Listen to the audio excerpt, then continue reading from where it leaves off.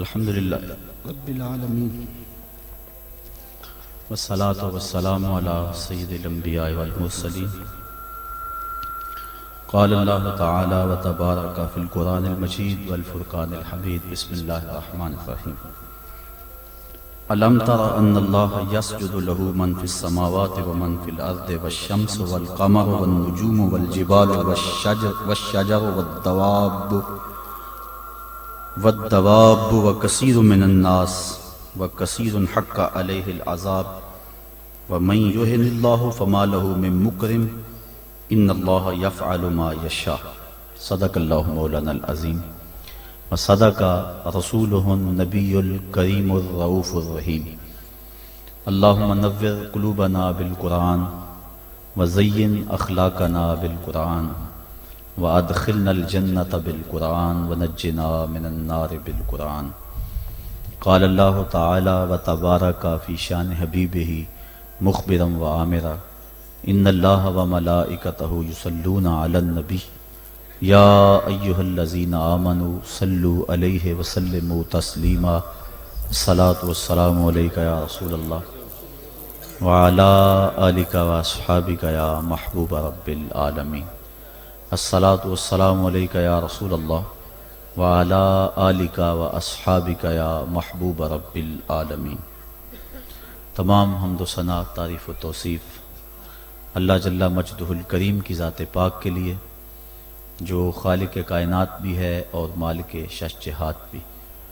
اللہ جل وعلا کی حمد و ثنا کے بعد حضور نبی اکرم، شفیع امم، رسول محتشم، نبی مکرم، اللہ کے پیارے، امت کے سہارے، رب کے محبوب، دانائے غیوب، مالک رقاب امم، فخر عرب و عجم، والی کون و مکان، سیاہ لا مکان، سید انس و جاں، سرور لالا رخاں، نیر تاباں، سرنشین مہوشاں، ماہ خوباں، شہنشاہ حسینہ، تتمہ دوراں، سرخیل زہرہ جمالاں، جلوائے صبح ازل، نور ذات لم یزل، باعث تکوین عالم، فخر آدم و بنی آدم، نیر بطحا، رازدار ما اوہا، شاہد ما طغا، صاحب علم نشرہ، معصوم آمنہ احمد مجتبی حضرت محمد مصطفیٰ صلی اللہ علیہ وسلم کے حضور ناز میں اپنی محبتوں کا نیاز پیش کرنے کے بعد،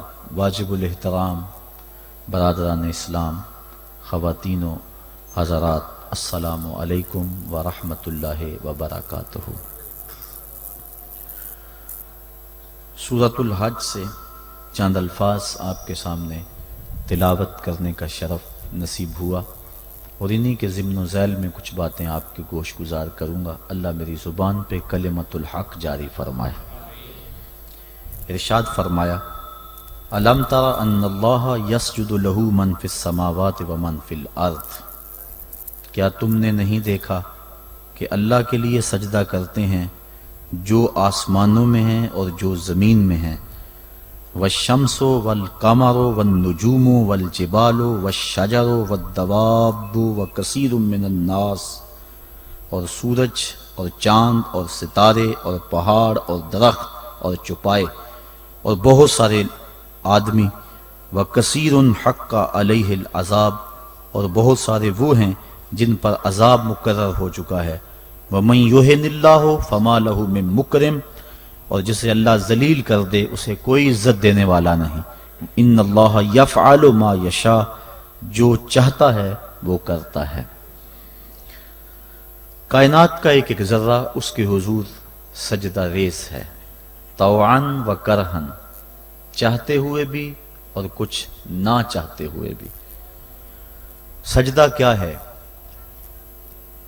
حضرت امام راغب اصفہانی مفردات قرآن میں بیان کرتے ہیں، السجدۃ فی الاصل التذلل، سجدہ اصل میں جھکنے کو کہتے ہیں، لیکن شریعت اسلامیہ کی اصطلاح میں وضع الجبہہ بقصد العبادہ، عبادت کی نیت سے پیشانی کو رکھ دینا سجدہ کہلاتا ہے۔ حضرت امام فخر الدین رازی سجدے کے دو معنی بیان کرتے ہیں اس آیت کریمہ کے تحت، ایک انقیاد اور دوسرا یہی وضع الجبہہ والا معنی، عبادت کے لیے پیشانی رکھ کے سبحان ربی الاعلیٰ کے جو نغمے الاپ پہ جاتے ہیں، سجدے کا دوسرا مفہوم یہ ہے۔ انقیاد کا معنی یہ ہے کہ پوری کائنات اللہ کے حکم کی پابند ہے، انسان کو اس نے اختیار دے رکھا ہے، باقی کائنات کا ایک ایک ذرہ جو ہے وہ جو کہتا ہے وہی کرتا ہے۔ انسانوں میں سے بہت سارے لوگ اس کے حکم کے پابند ہیں، اور کچھ لوگ ایسے ہیں کہ جو اس کے حکم کی دنیا پہ پرواہ نہیں کرتے۔ کل قیامت کے دن پتہ چلے گا کہ ہم نے مالک کی نافرمانی کر کے کتنی بڑی رسوائی کمائی اور کتنی بڑی ذلت میں مبتلا ہوئے۔ ارشاد فرمایا جو کچھ آسمانوں میں ہے اور جو کچھ زمین میں ہے، والشمس والقمر، اور سورج بھی اللہ کو سجدہ کرتا ہے۔ علماء کہتے ہیں یہ سورج جب طلوع ہوتا ہے تو سجدے سے اٹھتا ہے، اور جب وہ استوا تک درمیان تک آتا ہے تو یہ قیام میں ہوتا ہے، اور جب وہ دوبارہ مائل بغروب ہوتا ہے تو یہ رکوع میں ہوتا ہے، اور جب وہ غروب ہوتا ہے تو سجدے میں ہوتا ہے۔ ایک حدیث کے لفظ بھی ہیں کہ سورج جب ڈوبتا ہے تو عرش الہی کے نیچے سجدہ ریز ہوتا ہے۔ کائنات کی ہر شے اس کی عبادت میں ہے، ہر شخص ہر شے کا انداز عبادت اپنا ہے۔ درخت قیام میں ہے، چوپائے رکوع میں ہیں، مینڈک اور اس قبیل کے دوسرے جانور تشہد میں ہیں، اور حشرات الارض سجدے میں ہیں۔ انسان کی عبادت کو ساری عبادتوں کا مجموعہ قرار دے دیا گیا، اور اس کو کہا تو چونکہ اشرف المخلوقات ہے تو ایسی عبادت کر جس میں سب کی عبادتیں شامل ہو جائیں۔ درختوں کی طرح تیری عبادت میں قیام بھی ہو، چوپایوں کی طرح تیری عبادت میں رکوع بھی ہو، اور مینڈکوں کی طرح تیری عبادت میں تشہد بھی ہو، اور حشرات الارض کی طرح تیری عبادت کے اندر سجدے بھی ہوں۔ سجدہ انتہائی ذلت ہے، اس سے بڑھ کر ذلت دنیا کے اندر نہیں ہو سکتی۔ عالم رنگ و بو میں سب سے بڑی ذلت سجدے میں ہے۔ انسان کے اشرف اعضاء سر میں ہیں، دیکھنے کی قوت آنکھیں سر میں، بولنے کی قوت زبان سر میں، سننے کی قوت کان سر میں، سونگھنے کی قوت ناک سر میں، سوچنے کی قوت دماغ سر میں، اور یہ سر مالک کی چوکھٹ پہ دھرا ہوا ہے۔ پیشانی بھی رگڑی جا رہی ہے اور ناک بھی رگڑا جا رہا ہے، اور زبان سے کیا کہہ رہا ہے؟ سبحان ربی الاعلی، مولا دیکھ مجھ سے بڑے ذلت میں کے درجے میں کوئی نہیں ہے اور تجھ سے اعلیٰ کوئی نہیں ہے۔ اپنے عجز کا اعلان کر رہا ہے اور مالک کی الوہیت کا اعلان کر رہا ہے، لیکن جب سجدے سے سر اٹھایا پھر کہا اللہ اکبر۔ اس کا معنی اللہ سب سے بڑا ہے، یعنی سجدے میں پہنچ کر انتہائی ذلت امیز عبادت میں مبتلا ہو کر کہیں دل کے کسی گوشے میں یہ خیال نہ بیٹھ جائے کہ میں نے اس کی عبادت کا حق ادا کر دیا۔ کہا سر اٹھا تو کہے اللہ اکبر، مولا تو بہت بڑا ہے، تو اتنا بڑا ہے کہ میری عبادتیں تیری بڑائی کو خراج پیش نہیں کر سکتی، اس لیے میں سجدے میں جھک کے بھی کہہ رہا ہوں کہ تیری عبادتوں کا حق مجھ سے ادا نہیں ہو سکا۔ تو اتنا بالا ہے، اتنا بڑا ہے، اتنا عظیم المرتبت ہے کہ تیری عبادت کا حق ادا نہیں ہو سکتا۔ مصطفیٰ جان رحمت اللہ کی عبادت اتنی کثرت سے کی کہ حتی تتورم قدماہ، یہاں تک کہ حضور کے دونوں پاؤں پہ سوجن آ جاتی، اور اللہ خود فرما رہا ہے محبوب ساری رات جاگا نہ کر، کبھی سو بھی تو لیا کر، لیکن اس کے باوجود کہتے ہیں ما عبدنا کا حق کا عبادتک، اے اللہ تیری عبادت کا جو حق تھا تیرے بندے سے ادا ہی نہیں ہو سکا۔ تو اتنی عبادت کرنے کے باوجود بھی کہا کہ تیری عبادت کا حق ادا نہیں ہو سکا، اور یقیناً بندہ اس کی عبادت کا حق ادا نہیں کر سکتا۔ وہ جتنا بلند و بالا ہے، جتنا وہ عظیم المرتبت ہے، جتنی اس کے شانے ہیں، بندہ جتنا مرضی جھک جائے اس کی عظمتوں اور اس کی بڑائیوں کو خراج پیش کرنے کا حق ادا نہیں ہو سکتا۔ اس لیے جھک کر جب سر اٹھایا پھر اس کی بڑائی بولی اللہ اکبر، مالک تو سب سے بڑا ہے، تو اتنا بڑا ہے کہ میں سجدے میں جھک کر بھی تیری بڑائی کو خراج پیش نہیں کر سکا اور تیری بڑائی کے سامنے سر جھکا کر بھی اپنی عجز کا اظہار کر کے بھی میں پھر بھی خراج نہیں دے سکا، اور بھی جھکنے کہ میرے اندر سخت ہوتی اور کوئی حالات ایسے ہوتے پھر بھی تیری بڑائی کا حق ادا نہ ہو سکتا۔ تو اتنا بڑا ہے اور اتنا بلند و بالا اور عظیم المرتبت ہے۔ حضور نبی رحمت صلی اللہ علیہ وسلم نے ارشاد فرمایا، بندے کو سب سے زیادہ قرب سجدے میں ملتا ہے، اور سجدے میں اس لیے فرمایا کثرت کے ساتھ دعا مانگا کرو۔ اور ایک روایت کے لفظ ہیں کہ جب بنی آدم اولاد آدم سجدے میں سر رکھ کے سبحان ربی العالی کے نغمے الاپتی ہے تو شیطان پیٹتا ہے، روتا ہے، چیختا ہے کہ مجھے سجدے کا حکم دیا گیا اور میں نے انکار کر کے اللہ کی ناراضگی مول لے لی اور جہنم کا حقدار بنا، اور اس کو سجدے کا حکم دیا اور اس نے سجدہ کر کے اللہ کی رضا حاصل کر لی اور جنت کا حقدار بن گیا۔ شیطان کو ایک سجدے کا حکم دیا گیا تھا لیکن اس نے اس ایک سجدے سے بھی انکار کر دیا۔ فرشتوں کو ایک سجدے کا حکم دیا گیا تھا لیکن انہوں نے 2 سجدے کیے۔ یہ جو ہم بھی نماز پڑھتے ہیں ارشاد ہے ورکعوا واسجدوا، رکوع کرو اور سجدہ کرو، تو اسی طرح کا حکم ورکعوا ہے اور اسی طرح کا حکم واسجدوا ہے، رکوع کرو اور سجدہ کرو۔ رکوع ہم ایک کرتے ہیں، سجدے 2 کرتے ہیں، یا تو پھر رکوع بھی 2 کیا کریں یا پھر سجدہ بھی ایک کیا کریں، چونکہ امر ہے امر، اور امر تکرار کا تقاضا نہیں کرتا اور نہ اس کا احتمال رکھتا ہے۔ میں آپ کو ایک بات کہوں تو ایک مرتبہ آپ اس کو تسلیم کر لیں جو امر کی تعمیر ہوگی، تو امر تکرار کا تقاضا نہیں کرتا، تو کہا گیا سجدہ کرو تو ایک سجدہ کرنا واجب تھا لیکن ہم سجدے 2 کرتے ہیں۔ تو علماء کہتے ہیں کہ جب فرشتوں نے سجدے میں پیشانی رکھی اور سبحان ربی العالی کے نغمے الاپے اور سجدے سے سر اٹھایا، دیکھا کہ ایک اکڑا کھڑا ہے، پھر دوبارہ سجدے میں سر رکھ کے سبحان ربی العالی کہنا شروع کر دیا، میرے مالک تیرا شکر تو نے ہمیں سجدے کی توفیق عطا فرما دی۔ اس لیے سجدے 2 ہو گئے اور رکوع 1 رہا۔ سجدہ انتہائی ذلت ہے اور عبادت کا انتہائی درجہ ہے۔ سجدے میں سر رکھ کے جو دعا مانگی جائے اللہ اس دعا کو رد نہیں کرتا۔ شیطان نے اللہ کے روبرو اس کی عزت کی قسم کھا کے کہا، مجھے تیری عزت و جلالت کی قسم، میں تیرے بندوں کو تیرے تک نہیں پہنچنے دوں گا، ان کے دائیں سے آؤں گا، ان کے بائیں سے آؤں گا، ان کے آگے سے آؤں گا، ان کے پیچھے سے آؤں گا، ان کی چاروں سمتیں گھیر لوں گا اور ان کو تیرے تک نہیں پہنچنے دوں گا۔ حضور فرمایا ظالم 2 رستے بھول گیا، کوئی بندہ سجدے میں پیشانی رکھ کے اس کو پکارتا ہے تو مالک اس کو بھی رستہ عطا فرما دیتا ہے، اور کوئی ہاتھ اٹھا کے دعا مانگتا ہے تو مالک اس کی بھی رد نہیں فرماتا۔ بلکہ حدیث کے لفظ ان ربکم حیی کریم یستحیی من عبدہ اذا رفع یدیہ ان یردہما صفرا، تمہارا رب سخی بھی ہے، زندہ بھی ہے، کریم بھی ہے۔ بندے جب اس کے سامنے ہاتھ پھیلا کے دعا مانگتے ہیں اللہ فرماتا ہے مجھے شرم آتی ہے ان کے اٹھے ہوئے ہاتھوں کو خالی کیسے موڑ دوں۔ تو بندے اس کے حضور جب مانگیں، مطالبہ کریں تو مالک بندوں کی دعاؤں کو قبول کرتا ہے۔ تو یہ 2 راستے کھلے ہوئے ہیں، ہاتھ اٹھا کے دعا مانگیں یا سجدے میں سر جھکا کے دعا مانگیں، تو مالک اپنے بندوں کی دعا کو قبول فرماتا ہے، شرف قبولیت بخشتا ہے۔ سجدہ بندگی کا اظہار ہے، اور انسان جتنے مرضی مرتبہ کمال پہ پہنچ جائے اس کے لیے اعزاز یہ ہے کہ وہ بندہ ہو۔ حضور معراج کی قربت خاص میں جب پہنچے اور مالک نے اپنے محبوب سے پوچھا بما اشرفک یا احمد، پیارے بتا تجھے کس چیز سے نوازا جائے، تو اس قرب خاص میں محبوب نے کیا انتخاب کیا اور کس چیز کا مطالبہ کیا۔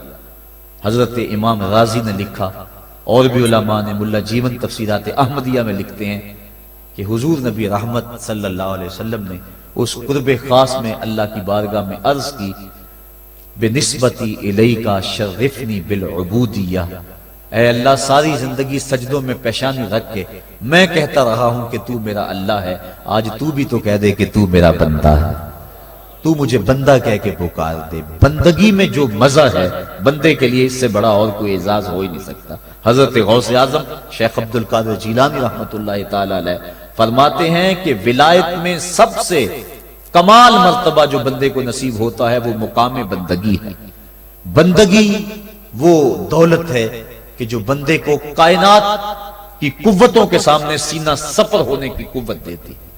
جب خدا کے سامنے بندہ جھک جاتا ہے تو پھر کسی اور کے آگے نہیں جھکتا. یہ درس ہے توحید کا، یہ سبق ہے سجدے کا. اللہ کو سجدہ کرنے والا کسی اور کے آگے پیشانی نہیں جھکا سکتا، اور اگر کوئی اللہ کو بھی سجدے کرتا ہے اور کسی اور کے آگے بھی پیشانی جھکاتا ہے تو اس نے سجدے کی روح کو سمجھا ہی نہیں. توحید کے دامن میں آباد ہونے والا کائنات کی ہر شے سے بے خوف ہو جاتا ہے. حضرت شیخ سعدی شیرازی فرماتے ہیں، میں رود بار کے جنگل میں کھڑا تھا، ایک آدمی شیر کے اوپر سوار ہوا، ہاتھ میں سانپ کا کوڑا پکڑا ہے، میرے پاس آ کے رک گیا. میں ڈر گیا. مجھے کہنے لگا سعدی ڈر گئے ہو؟ میں نے کہا بات ہی ڈرنے کی ہے. کہنے لگا سعدی تو خدا کا ہو جا، خدا کی خدائی تیری ہو جائے. اللہ کے حضور جھکنے والا دنیا کے سامنے کھڑا ہو جاتا ہے. اس کو یہ سجدہ کائنات کے سامنے درس قیام دیتا ہے. جنگل کا بادشاہ شیر ہوتا ہے، اور جو جانور کمزور بھی اس بادشاہ کے قرب میں رہتے ہیں وہ جنگل کے بڑے بڑے جانوروں کو بھی خاطر میں نہیں لاتے. کیوں؟ ان کے اپنی ذات میں تو اتنی قوت نہیں ہوتی، لیکن انہیں اس شے کا احساس ہوتا ہے کہ میں جس کی صحبت میں رہ رہا ہوں وہ اس جنگل کا بادشاہ ہے. اس کی قوت کا لوہا سارے مانتے ہیں، اور اس کے قرب میں رہنے والے، اس کی گود میں رہنے والے کسی اور کو خاطر میں نہیں لاتے، اور کسی کا خوف ان کے سینے میں پیدا نہیں ہوتا. تو جو مالک کو ماننے والے ہیں، توحید کے دامن میں پناہ لینے والے ہیں، لا خوف علیہم ولا ہم یحزنون، کائنات کی کسی شے سے نہیں ڈرتے. بلکہ مفسرین نے فرمایا، یہ جو قرآن مجید میں آتا نا اتقوا اللہ، اس کا معنی اللہ سے ڈر جاؤ. اتقوا کا معنی ڈر جاؤ، لیکن اس کی نسبت اگر اور ہوگی، اس کا مفعول کوئی اور ہوگا تو پھر ڈرنے کا مفہوم نہیں ہوگا.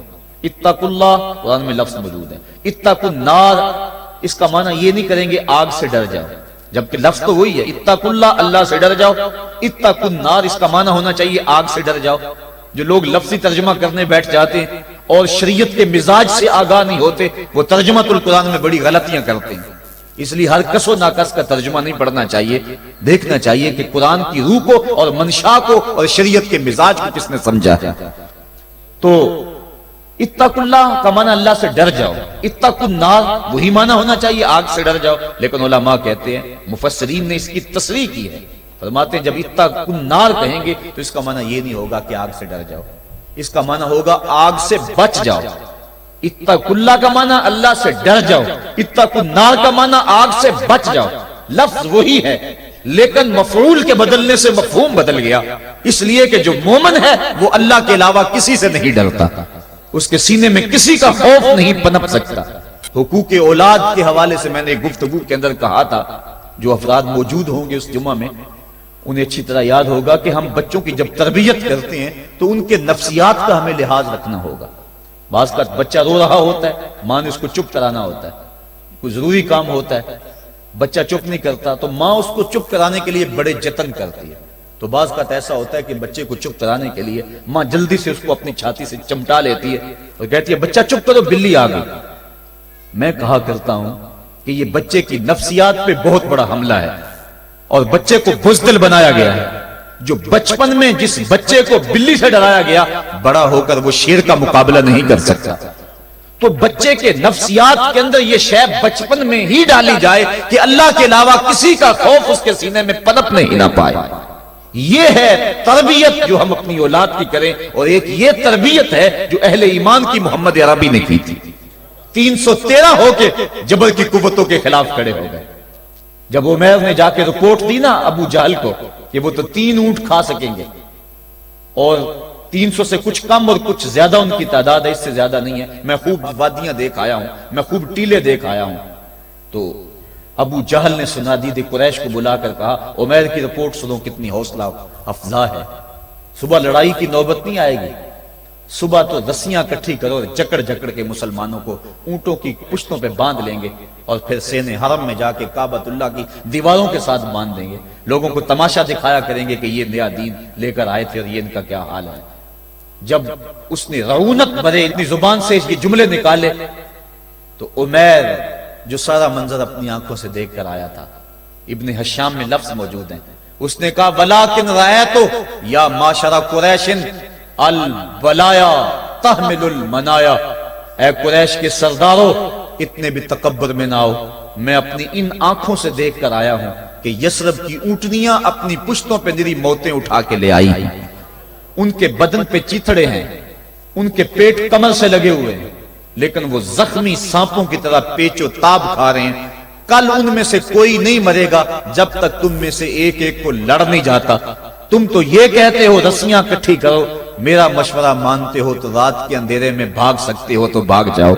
اس قوم سے لڑنا تمہارے بس کا روگ نہیں ہے جو مرنے کے لیے آئی ہے۔ اتنی بڑی قوت کو دیکھ کر ان کے سینے میں خوف پیدا نہیں ہوا، بلکہ آپ جانتے ہیں بدر کی تاریخ گواہ ہے کہ 2 گھوڑے تھے، ایک روایت میں صرف ایک گھوڑا تھا، 6 زرہیں تھی، 8 تلواریں تھیں، 70 اونٹ تھے، اور جن کے پاس تلواریں نہیں تھیں انہوں نے کھجوروں کے ڈنڈے توڑ لیے اور ہواؤں میں لہرانے شروع کر دیے۔ جب یہ ملکوتی قافلہ مدینے سے باہر نکل رہا تھا، دکانوں پہ یہودی عیسائی بیٹھے تھے، انہوں نے کہا مسلمانوں کس بل بوتے پہ جا رہے ہو، کس برتے پہ جا رہے ہو، کون سا آسرا ہے تمہارا، آلات حرب و ضرب تو تمہارے پاس موجود نہیں، اتنی بڑی قوت سے ٹکرانے جا رہے ہو جو کیل کانٹے سے اور اسلحے سے آلات حرب و ضرب سے لیس ہو کے آئی ہے، تم مقابلہ کیسے کر پاؤ گے، کس بل بوتے پہ جا رہے ہو؟ حضور کملی اوڑے ساتھ ساتھ چل رہے تھے، صحابہ نے اشارہ کر کے کہا نہ تیغ و تیر پر تکیا، نہ خنجر پر نہ بالے پر، بھروسہ ہے تو اس سادی سی کالی کملی والے پر۔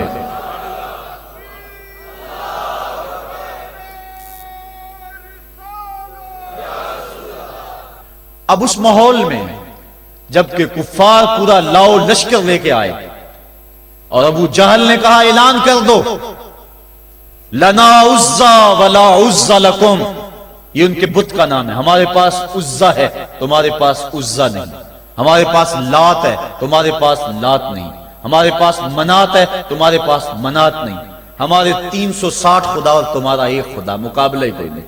اس نے کہا کھڑے ہو کے اونچی جگہ پہ کہا اپنے نقیب کو اعلان کرو لنا عزا ولا عزا لکم۔ حضور کے کانوں میں آواز پڑی، فرمایا علی تم بھی اونچے ٹیلے پہ کھڑے ہو جاؤ اور تم ان کو جواب میں کہو اللہ مولانا ولا مولا لکم، اللہ ہمارا مولا ہے تمہارا مولا کوئی نہیں ہے۔ اور پھر حضور نے سجدے میں سر رکھ دیا۔ سجدہ اتنی بڑی قوت ہے، ہزاروں ایٹم بمبوں کے اندر وہ قوت نہیں ہے جو سجدے کے اندر طاقت رکھ دی۔ آج دنیا سے ہم ڈر رہے ہیں اس لیے کہ ہمارے سجدے چھن گئے ہیں، ہمارے سجدوں کی آبرو چھن گئی ہے، ہمارے سجدوں میں وہ حرارت اور گرمی نہیں رہی، وہ رقت اور وہ نرمی نہیں رہی۔ بدر کا میدان ہے، 1000 کا لشکر جرار مقابلے میں ہے اور وہ پورے لاؤ لشکر کے ساتھ ناز و تفاخر کے اندر مسلمانوں کو ملیا میٹ کر دینے کے جذبوں سے دانت پیس رہے ہیں کہ آج مسلمانوں کو کچا چبا دیں گے۔ مسلمانوں کے ساتھ پاس صرف 8 تلواریں اور ان کے بطن میں کھانے کے لیے کچھ نہیں، جس کھجور کو چوس کے روزہ رکھتے ہیں اسی کھجور کو چوس کے روزہ افطار کرتے ہیں۔ یہ حالت مسلمانوں کی، بدن پہ چیتھڑے لگے ہوئے کپڑے ہیں، عجیب حالت ہے۔ پھر کون سا آسرا تھا جو مسلمانوں کے کام آیا؟ مصطفیٰ کریم نے مسجد عریش میں سجدے میں پیشانی جھکا دی۔ حضرت ابو بکر صدیق رضی اللہ تعالیٰ عنہ فرماتے ہیں میں حضور کے ساتھ تھا، ساری رات مصطفیٰ روتے رہے، آنکھوں میں آنسو ہیں، حضور کی چادر سر انور سے سلٹ کے حضور کے کندھوں پہ آ جاتی، پھر کندھوں سے پشت پہ آ جاتی، میں اٹھا کے حضور علیہ السلام کے سر پہ رکھتا اور کہتا حضور بس کرو۔ حضور بار بار روتے اور اللہ کی بارگاہ میں سجدے میں سر ڈال کر التجائیں کرتے۔ لفظ کیا تھے محبوب کی زبان پہ، آج تک ایسی ناز والی دعا کسی نے نہیں کی ہے جیسی دعا مصطفیٰ جان رحمت نے کی۔ مصطفیٰ کریم سجدے میں سر رکھا ہے اور کیا کہا اللہم ان تہلک ہذہ العصابہ لم تعبد فی الارض ابدا، میرے مالک میں نہیں کہتا کہ ان لوگوں کو بچا لے، دیکھ میری زندگی کی کمائی یہی 313 ہے جو میں تیری چوکھٹ پہ لے کے حاضر ہو گیا ہوں، میری زندگی کا کل اثاثہ، میری زندگی کا کل سرمایہ کوہ ابو قبیس پہ کیے گئے درسوں کا نتیجہ، عکاظ کی منڈی کے اندر دیے گئے درسوں کا نتیجہ، اور ذی المجال کے میلے میں تیرے دین کی تبلیغ کا نتیجہ، طائف کے بازاروں میں پتھر کھا کھا کے جو تبلیغ کی اس کا نتیجہ، رستے میں گڑے، رستے میں بچتے ہوئے کانٹے، اور مکے کے بازاروں میں میرے بدن کے اوپر پڑتی ہوئی اوجریاں، میں نے پھر بھی تیرا کلمہ بلند کیا۔ میرے مالک، میری پوری زندگی کا گداز، میری پوری زندگی کا سرمایہ، میری زندگی کے آنسو، میری زندگی کا رونا سینے حرم کے اندر کعبۃ اللہ کی چھاؤں کے میں سجدے کر کر کے، کوئی کبھی میں نے عمر مانگا، کبھی میں نے حمزہ مانگا، تیرے دین کے لیے میں نے جو ایک ایک کر کے تنکا جوڑا اور یہ ایک چھوٹا سا گھونسلہ بنایا، یہ گھونسلہ اب بجلیوں کی زد میں ہے، کفار کی بجلیاں اس گھونسلے کو جلا دینا چاہتی ہیں۔ میرے مالک، میں یہ نہیں کہتا کہ میرا یہ گھونسلہ اور میری یہ مٹھی بھر جماعت اور یہ چند میرے لوگ اور یہ میرا سرمایہ اور اثاثہ، میری پوری زندگی کی کمائی، میری جوانی کا سرمایہ جو میں نے تیرے سامنے لا کے رکھ دیا ہے، میں یہ نہیں کہتا ان کو بچا لے، لیکن میرے مالک اگر یہ نہ رہے تو قیامت تک پھر تجھے بھی خدا کوئی نہیں کہے گا۔ ان تہلک هذه العصابہ لم توبد فی الارض ابدا، اگر یہ نہ رہے تو قیامت تک تیرے نام کے ڈنکے بجانے والے بھی دنیا پہ نہیں ہوں گے۔ یہ حضور نے اللہ کی بارگاہ میں دعا کی اور سجدے میں سر رکھا ہے۔ حضور علیہ السلام کی آنکھوں میں اشک جاری ہیں، سجدے سے قوت حاصل کی جا رہی ہے۔ دشمن کے مقابلے میں مصطفیٰ کریم سجدے میں سر رکھ کے اللہ سے آرزو کر رہے ہیں۔ حضرت سیدنا صدیق اکبر فرماتے ہیں اچانک حضور نے سر اٹھایا، میں خوش ہو گیا کہ حضور کے چہرے پہ مسکراہٹ تھی۔ حضور مسکراتے ہوئے فرمایا ابشر یا ابا بکر ھذا جبریل آخذ بعنان فرسہ، ابو بکر بشارت ہو، وہ جبریل اللہ کی مدد لے کر آ گئے۔ تو یہ سجدے تھے جن سجدوں نے ظالم اور جابر قوتوں کا منہ توڑ کے رکھ دیا۔ حضرت علی المرتضیٰ روایت کرتے ہیں رضی اللہ تعالیٰ عنہ، فرماتے ہیں میں نے ہاتھ میں تلوار تھامی اور میدان میں کود پڑا، میں نے کئی کافروں کو واصل جہنم کیا، پھر پلٹ کے دیکھا کہ میں حضور کی زیارت کر لوں، لیکن مجھے حضور نظر نہ آئے۔ میں نے ڈھونڈا تو ایک سمت حضور نے پیشانی سجدے میں رکھی ہوئی تھی اور زبان پہ لفظ تھے یا حیو یا قیوم، یا حیو یا قیوم۔ حضور یہ پڑھتے جا رہے تھے، یا حیو یا قیوم کا وظیفہ پڑھتے جا رہے تھے اور سجدے میں پیشانی تھی حضور کی۔ میں پھر دوبارہ آیا اس سجدے سے جوش لے کر، اس سجدے سے گرمی اور حرارت لے کر، اور پھر دشمن کی صفوں میں کود گیا۔ میں نے ایک کافر کو واصل جہنم کیا، پھر زیارت کے لیے واپس آیا، دیکھا تو پھر سجدے میں حضور نے سر رکھا ہوا ہے اور یہی کہہ رہے ہیں یا حیو یا قیوم، یا حیو یا قیوم، یا حیو یا قیوم برحمتک استغیث۔ یہ جملے حضور کی زبان پہ ہیں اور سجدے میں حضور کی پیشانی۔ میں پھر گیا، پھر آیا، کئی بار ایسا ہوا میں کافر کو قتل کرتا، پھر آتا حضور کو سجدے میں دیکھتا۔ فرمایا پھر حضور نے تلوار تھامی اور مصطفیٰ کریم میدان جنگ میں کود پڑے۔ لوگ بڑھ چڑھ کے دشمنوں پہ حملہ کرتے تھے، لیکن جو سب سے آگے کافروں کی صفوں میں کود کے حملہ کر رہا تھا وہ آمنہ کا لال محمد مصطفیٰ صلی اللہ علیہ وسلم۔ تو سجدے سے وہ قوت ملتی ہے، سجدے سے وہ نور اور روشنی ملتی ہے کہ پورے زمانے میں اجالا کیا جا سکتا ہے۔ آج 56-57 اسلامی ملک دنیا کے سامنے رسوا ہو رہے ہیں اور دنیا کے سامنے سجدہ ریز ہیں، اس لیے کہ وہ ایک خدا کے سامنے سجدہ کرنا بھول گئے ہیں۔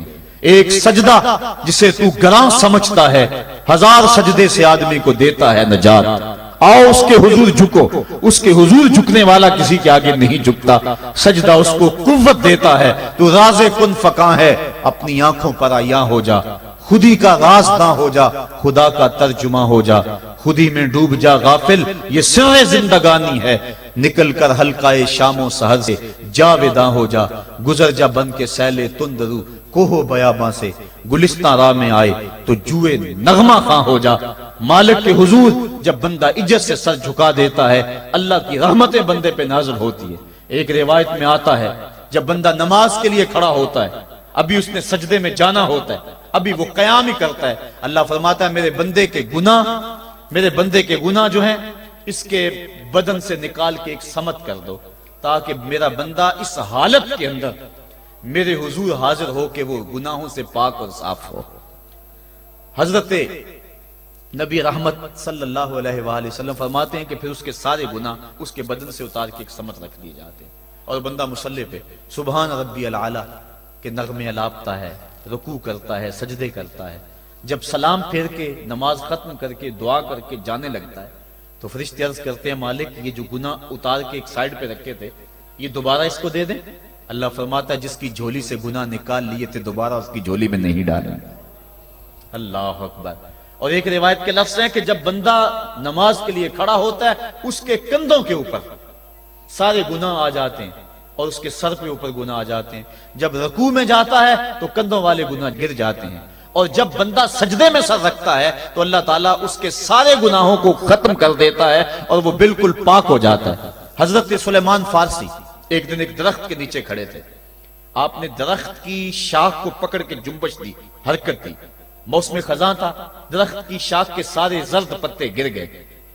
ایک صحابی پاس کھڑے تھے، انہیں پوچھنے لگے عثمان تو نے مجھے پوچھا نہیں کہ میں نے درخت کی شاخ کو یوں ہلایا کیوں ہے؟ انہوں نے کہا اچھا پھر آپ بتا دیں کہ آپ نے درخت کی شاخ کو یوں کیوں ہلایا ہے؟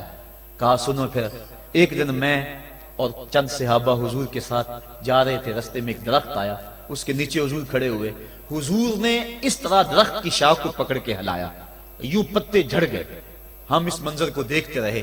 حضور علیہ السلام نے فرمایا سلمان فارسی تو نے مجھے پوچھا نہیں کہ میں نے اس درخت کی شاخ کو یوں کیوں ہلایا ہے؟ تو میں نے عرض کی حضور آپ بتا دیں کہ آپ نے کیوں ہلایا ہے؟ فرمایا سلمان جس طرح اس درخت کی شاخ کو ہلایا گیا اور سارے پتے جھڑ گئے، جب کوئی بندہ سجدے میں سر رکھتا ہے نماز پڑھتا ہے اس کے سارے گناہ دھل جاتے ہیں اور وہ پاک اور صاف ہو جاتا ہے۔ ایک دن فرمایا صحابہ اگر کوئی بندہ اس کے گھر کے سامنے سے نہر گزرتی ہو اور وہ دن میں 5 مرتبہ اس نہر کے اندر غسل کرے تو بتاؤ اس کے بدن کے اوپر کوئی میل کچیل رہ جائے گا؟ عرض کی نہیں۔ فرمایا اس طرح جو 5 نمازیں پڑھتا ہے اس کے بدن کے اوپر گناہوں کا میل نہیں رہتا۔ فرمایا الصلاۃ معراج المومنین، نماز مومنوں کا معراج ہے۔ عماد الدین الصلاۃ، نماز دین کا ستون ہے۔ حبب الی من دنیاکم ثلاث الطیب والنساء وجعلت قرۃ عینی فی الصلاۃ، مجھے تمہاری دنیا سے صرف 3 چیزیں پسند ہیں، خوشبو، منکوحہ بیویاں اور میری آنکھوں کی ٹھنڈک نماز میں رکھی ہے۔ اور حضور نے یہ بھی ارشاد فرمایا من ترک الصلاۃ متعمدا فقد کفر، جس نے جان بوجھ کے نماز چھوڑی گویا اس نے کفر ہی تو کیا، یعنی کافروں والا کام کیا۔ حضرت امام فخر الدین رازی نے تفسیر کبیر میں لکھا حافظوا علی الصلوات والصلاۃ الوسطی، اس آیت کریمہ کے تحت ایک عورت مدینے کی گلیوں میں چیخ رہی ہے اور کہنے لگی مجھے حضور کے در کا پتہ بتاؤ۔ حضور کی چوکھٹ کا پتہ بتلایا گیا، وہ حاضر ہوئی، آقا کریم صلی اللہ علیہ وسلم کی خدمت میں عرض کی حضور میرا خامد سفر پہ گیا ہوا تھا اور میں نے اس کی عدم موجودگی کے اندر زنا کر لیا، حمل ٹھہر گیا اور جو بچہ پیدا ہوا میں نے مارے شرم کے اس بچے کو سرکے کے مرتبان میں ڈال دیا اور پھر اسی سرکے سے میں لوگوں کو فروخت کرتی رہی ہوں۔ اب جب کہ میرا ضمیر جاگا ہے میں آپ کی خدمت میں حاضر ہوئی، مجھے بتایا جائے کہ میرے گناہ کا بھی کوئی کفارہ ہے۔ حضور نے ارشاد فرمایا جو تو نے زنا کیا ہے اس کی سزا رجم ہے چونکہ تو شادی شدہ ہے، اور جو تو نے بچے کو قتل کیا ہے قتل کی سزا قتل ہے، اور جو تو نے سرکہ بیچا ہے فقد ارتکبت کبیرہ، تو نے کبیرہ گناہ کیا ہے، اس کی سزا تو قیامت کے دن پائے گی۔ اس کے بعد حضور فرمایا ان تینوں گناہوں کی یہ سزا ہے، لیکن جس طرح تو گھبرائی ہوئی آئی تھی میں تو یہ سمجھا تھا شاید تیری نماز اثر قضا ہو گئی ہے۔ اب آپ اندازہ کریں کہ نماز کی اہمیت کیا ہے اور ہم اس باب میں کتنی سستی کرتے ہیں۔ کسی سے پوچھا جائے نا آؤ نماز پڑھنے چلے، وہ کہتے ہیں بس یار میرے کپڑے پلید ہیں، کپڑے میرے پاک نہیں ہیں۔ تیرے کپڑے کیسے پاک رہ سکتے ہیں؟ تو اللہ کے حضور جھکنا نہیں جانتا، تیرے کپڑے بھی پلید ہیں، تیرا دل بھی پلید ہے، تو اس کے حضور جھک کے تو دیکھ، تن بھی ستھرا کر دے گا، تیری روح کو بھی پاکی دے دے گا، تیرے قلب کو بھی طہارت بخش دے گا۔ تو اس کے حضور آ جھک، اس کے حضور سجدوں سے اللہ کے حضور خراج پیش کر اپنی محبتوں کا۔ جب بندہ سجدے میں سر رکھتا ہے اللہ فرشتوں میں فخر کرتا ہے میرے بندے کو دیکھو نا بالآخر میرے حضور ہی جھکا ہے نا، کتنے گناہ کیے اس نے، کتنے جرم کیے اس نے، لیکن بالآخر میرے حضور آیا اور اپنے گناہوں کی معافی مانگتا ہے۔ فرشتوں گواہ ہو جاؤ میں نے اپنے اس بندے کی مغفرت فرما دی۔ تو اللہ کے حضور نماز پڑھنے والا، بلکہ ایک روایت مسند امام احمد بن حنبل میں موجود ہے، حضور فرمایا جب بندہ نماز کے ارادے کے لیے اٹھتا ہے اور وضو کرنے کے لیے جب پانی کا پہلا قطرہ چلو پہ لیتا ہے جو ہی اس کے بدن سے وضو کا پانی چھوتا ہے اللہ اس کے گناہوں کو معاف فرما دیتا ہے۔ جس نماز کے قصد کے لیے اٹھیں اور وضو کریں اور پانی چھوتے ہی گناہ معاف ہو جائیں، اگر اس نماز کا اعلیٰ درجہ سجدہ کر لیا جائے تو پھر مالک کی کتنی رحمت نازل ہوگی۔ یہ کتنی بڑی دولت ہے، یہ کتنا بڑا سرمایہ ہے جس سے ہم لوگ محروم رہ جاتے ہیں۔ آؤ اللہ کی رحمتیں سجدے میں ڈھونڈیں، سجدے میں پیشانی رکھ کے جب ہم اس کی رحمت کو مانگیں تو وہ مالک ہمارے اوپر رحمتیں نازل کرے گا۔ آج پوری دنیا کے اوپر مسلمانوں کے ساتھ جو حالات ہیں وہ کسی سے مخفی نہیں۔ کوئی کہتا ہے کہ معاشی طور پہ مسلمان کمزور ہیں، اس وجہ کو بھی میں تسلیم کرتا ہوں۔ مسلمان کے پاس آلات حرب و ضرب بھی موجود نہیں ہیں، اس وجہ کو بھی تسلیم کر لیا جائے۔ سیاسی طور پہ مسلمان کمزور ہیں، اس وجہ کو بھی تسلیم کر لیا جائے۔ یہ ساری وجہیں اپنی جگہ پہ، لیکن یہ بھی تو سنو مسلمانوں کی تعداد اس وقت 1,40,00,000,000 ہے۔ افرادی قوت اتنی کبھی بھی مسلمانوں کی نہیں ہوئی تھی۔ اس وقت مسلمانوں کے پاس ایٹمی طاقت موجود ہے، اتنی قوت عسکری کبھی بھی مسلمانوں کے پاس نہیں ہوئی تھی۔ 56 اسلامی ملک ہیں جن میں قیمتی معدنیات سے اور تیل کی دولت سے اور سونے کی قیمتی معدنیات سے یہ مسلمان مالا مال ہیں۔ کیا کچھ نہیں ہے جو مسلمانوں کے پاس نہ ہو، لیکن ایک دولت چھن گئی مسلمانوں کے پاس، وہ سجدے کی آبرو، وہ سجدے کی عزت، وہ پیشانی رکھ کے اس رب کو پکارنا جو سب سے اعلیٰ ہے، جو سب سے بالا ہے، جس نے موسیٰ کے فرعون کو نیل کی موجوں میں ڈبو دیا۔ کیا پوری امت مسلمہ 1,40,00,000,000 انسان سجدے میں سر رکھ کے سبحان ربی الاعلیٰ کے نغمے آلاپ کے اپنے رب سے گزارش کریں اور اپنی امت کا رونا روئیں؟ کشمیر میں لٹتی ہوئی جوانیاں اور قدس کے اندر بہتا ہوا خون، شبرغان سے لے کر کابل و قندھار تک اور موصل سے لے کر تکریب تک مسلمان کے اوپر جو ظلم و تشدد ہو رہے ہیں، اپنے رب کے حضور اس کا دکھڑا سنائیں اور اپنے مالک کو کہیں میرے مالک ہم لٹ گئے، ہم کٹ گئے، ہم پٹ گئے۔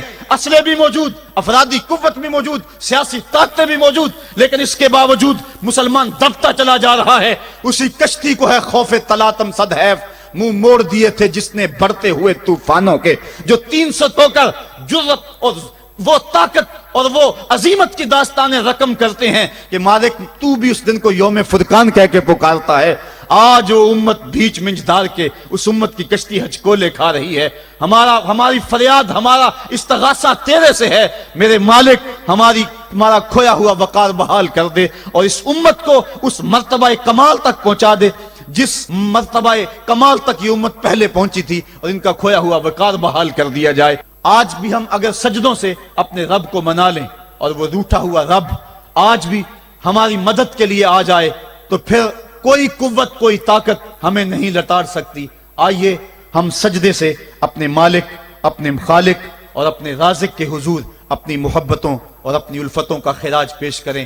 نماز ایک ایسی عبادت ہے جس کا حکم قرآن میں 750 مرتبہ کے قریب دیا گیا۔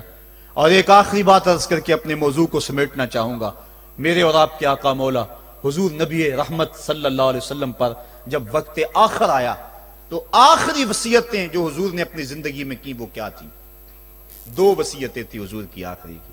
جب حضور ایام مرض میں تھے اور آخری وصیتیں، اس کے بعد حضور نے کوئی کلام نہیں کیا، وہ یہی تھا الصلاۃ الصلاۃ الصلاۃ الصلاۃ۔ لوگوں میں تمہیں نماز کی تاکید کرتا ہوں، میں نماز کی تاکید کرتا ہوں۔ اور دوسرا فرمایا جو تمہاری ملک میں تمہارے غلام اور تمہاری لونڈیاں ہیں ان کے ساتھ حسن سلوک کی تاکید کرتا ہوں۔ یہ آخری 2 باتیں تھی جو حضور نے ارشاد کی۔ حقوق اللہ کے حوالے سے نماز اور حقوق العباد کے حوالے سے حضور نے کمزوروں کے حق ان تک پہنچانے کی تاکید امت کو دی، اور اس کے بعد پھر حضور انتقال کر گئے۔ آئیے ہم سجدوں سے اپنے رب کو راضی رکھیں۔ اللہ مجھے آپ کو توفیق عمل عطا فرمائے۔